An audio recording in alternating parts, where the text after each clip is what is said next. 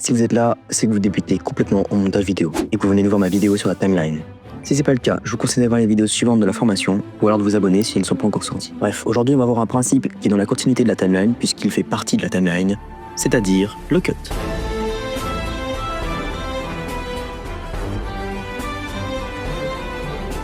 Vous savez maintenant que l'on peut rattacher deux plans entre eux.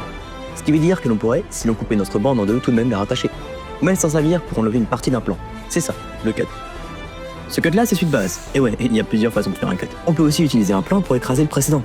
Attention, là, je parle pas d'un calque, mais bien d'écraser les anciennes images par des nouvelles.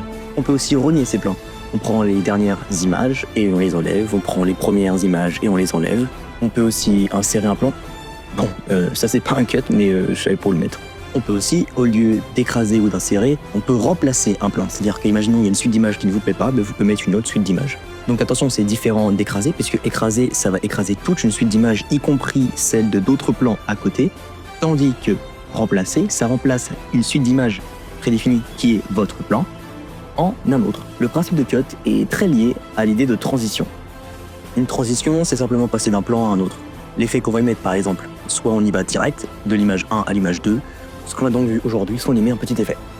On verra pas les effets aujourd'hui parce que c'est pas du tout de votre niveau, mais ce qu'on va voir aujourd'hui c'est le J-cut et le L-cut. C'est un peu compliqué, mais au moins ça vous permettra de faire des transitions fluides. En gros l'idée, c'est de délier l'audio de la vidéo, puisque je vous rappelle, il n'y a pas que la bobine vidéo, il y a aussi la bobine audio, et donc de faire commencer la vidéo ou l'audio avant la transition, ce qui vous permettra d'avoir une transition plus fluide. Et ça c'est le J-cut si vous faites commencer l'audio avant la transition vidéo.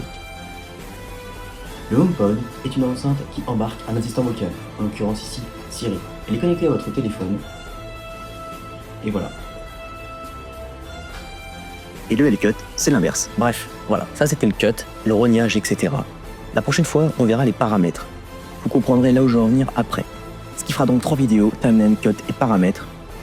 Donc 3 vidéos théoriques qui nous permettront juste après de passer à la pratique.